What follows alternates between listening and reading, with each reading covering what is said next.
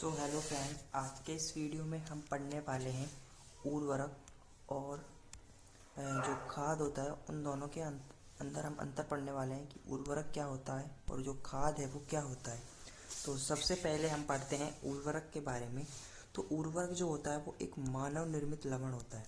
मानव निर्मित लवण होता है यानी कि हम ऐसे कह सकते हैं कि जो उर्वरक और खाद दोनों ही जो है हमारे पादपों को वृद्धि करते हैं, यानी कि हमारे पादपों के लिए सही होते हैं, या फिर कहीं हम हमारे पादपों की ग्रोथ के लिए जो है इनका प्रयोग करते हैं। लेकिन क्या होता है कि उर्वरक जो होते हैं, उर्वरक वो तो हम फैक्ट्रियों में बनाते हैं, जबकि जो खाद है, जो खाद होता है उसको हम बनाते हैं खेतों के अंदर, या फिर कहे तो हम जो ये प्रकृति के जो द्वारा जो हमें प्राप्त होता है ना, उसे ही हम खाद कहते हैं।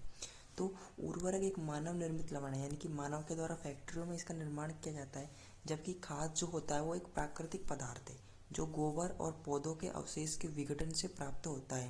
यानी कि जो खाद प्राप्त होता है वो हमें गोबर और जो पेड़ पौधे होते हैं उनके जैसे पत्तियां गल गई तो उनसे जो खाद बनता है ना, उनसे जो बनता है उसे हम कहते हैं खाद। उर्वरक का उत्पादन जो है वो फैक्ट्रियों में किया जाता है। ठीक है, मैंने आपको बताया उर्वरक जो होता है वो फैक्ट्रियों में बनता है, जबकि खाद जो होती है वो खेतों में बनाई जा सकती है। नेक्स्ट है कि उर्वरक से मिट्टी को ह्यूमस प्राप्त होता है, यानी कि आर्द्रता।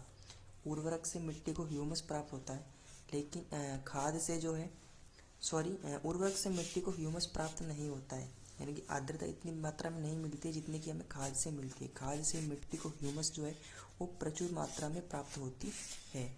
उर्वरक में पादप पोषक, यानी कि जो पादपों को पोषण प्रदान करने वाले जो तत्व है, जैसे कि नाइट्रोजन हो गया, फास्फोरस हो गया और पोटेशियम हो गया, ये प्रचुर मात्रा में मिलते हैं। जबकि खाद में जो है ये पादप पोषक जो होते हैं वो तुलनात्मक रूप से कम होते हैं, यानी कि होते तो इसके अंदर भी है, लेकिन जो है जितना हमें उर्वरक से मिलता है पोषक पदार्थ उतना हमें जो है खाद के अंदर नहीं मिल पाता, यानी कि जो मात्रा होती है उसकी कम होती है।